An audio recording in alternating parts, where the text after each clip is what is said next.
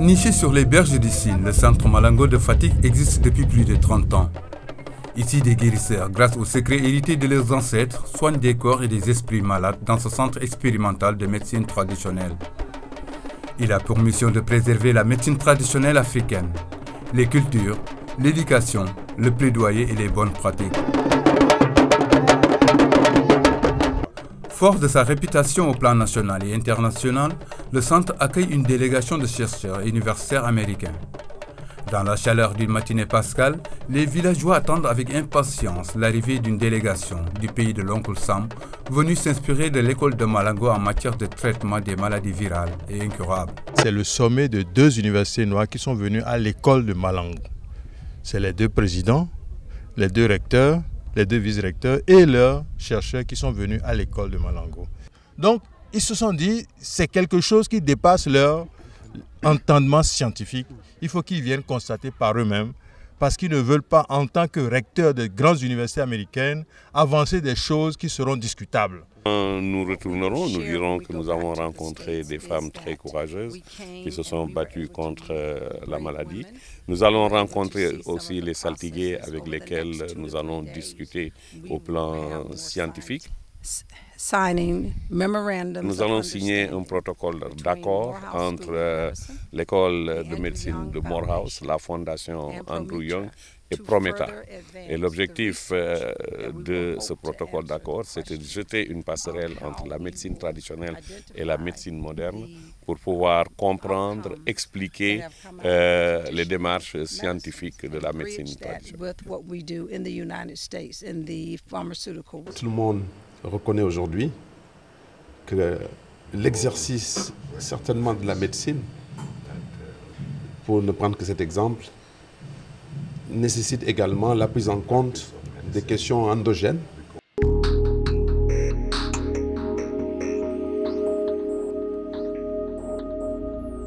Africa's answer to Ebola. Dramatic scientific findings confirmed by top United States scientists. The notion that a deadly outbreak in Africa could be halted by Africans themselves probably sounds outlandish. Not only Ebola, but just the whole question of medicine, East and West. One of our central objectives has been to understand and build trust among traditional healers who are highly respected in West African countries. This partnership has led to today's promising scientific finding. We made an extract of those herbs at Morehouse Medical School. We sent the extract to Fort Detrick, Maryland. Fort Detrick is the headquarters of the United States Army Medical Research Institute of Infectious Diseases, one of the only laboratories in the United States equipped to study the world's most dangerous viruses. They tested this extract against 3 different varieties of the Ebola virus in Petri dishes.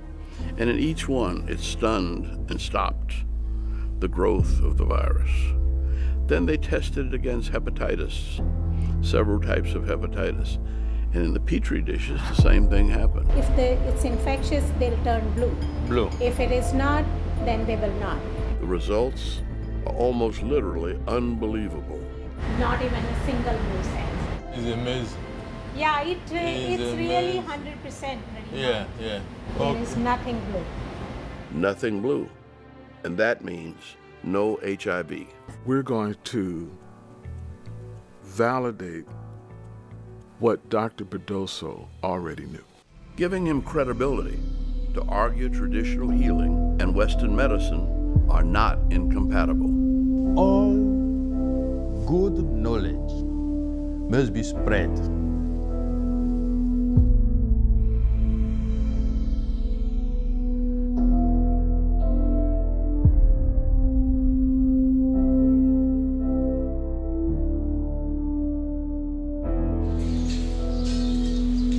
Alors, nous avons prélevé ici un peu de feuilles de moringa, que nous appelons ici au Sénégal Nebedaï. Eh bien, pour consolider le système immunitaire, je vais vous prélever à peu près des feuilles de cette quantité, ça suffit largement pour à peu près 1 litre d'eau. Eh bien, il faut le prendre en infusion, c'est-à-dire vous faites bouillir le litre d'eau. Quand l'eau commence à bouillir, vous arrêtez le gaz, vous introduisez la plante dans l'eau et vous couvrez la marmite. Vous laissez décanter et vous prenez un verre de 20 centilitres matin et soir. C'est largement suffisant pendant autant de fois que vous voulez. Ce n'est pas toxique du tout. Eh bien, ça consolide votre système de défense. Eh bien, pour ce qui concerne toujours la consolidation du système immunitaire, nous avons la feuille d'aloe vera. Eh bien, cette feuille d'aloe vera, ne l'oubliez pas. Il faut toujours commencer par enlever les épines. Et vous lavez proprement la plante. Si vous voulez, vous prélevez seulement le gel que vous buvez, 1 cuillère à café, matin et soir. Ça suffit. Encore une fois, il n'y a pas de limite, ce n'est pas toxique. Mais certains n'aiment pas trop le goût amer.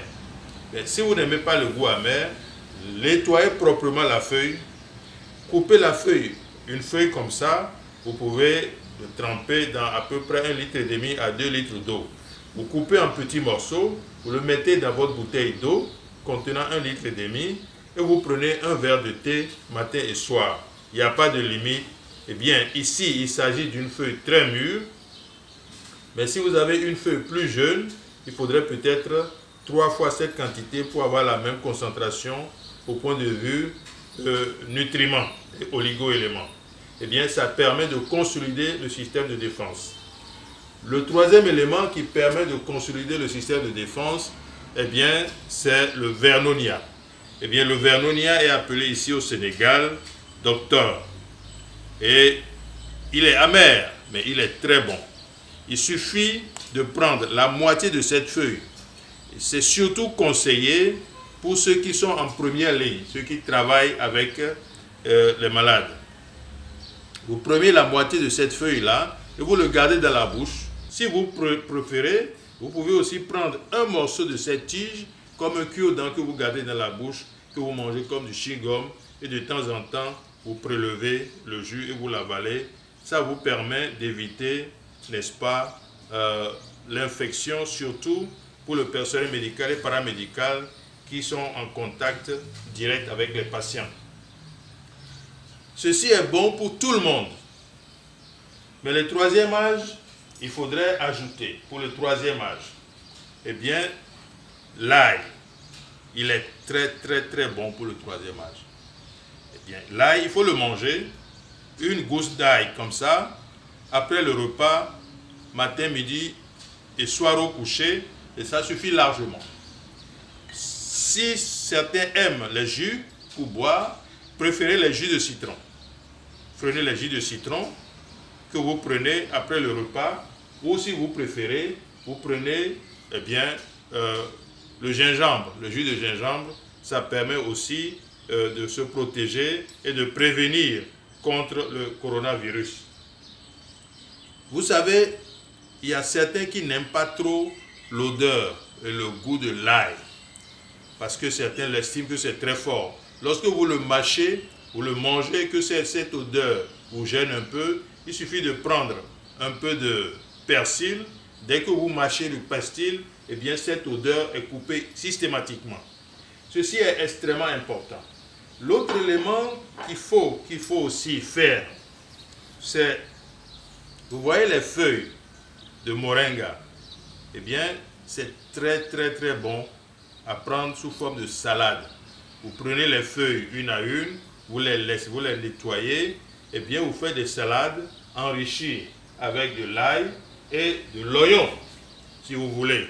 Mais surtout, ne prenez pas de vinaigre, prenez de jus de citron comme vinaigrette. C'est plus pratique. Vous prenez le jus de citron, vous mettez un peu d'assaisonnement à l'ail, et un peu d'eau si vous voulez, et vous l'arrosez avec de l'oignon et beaucoup d'ail.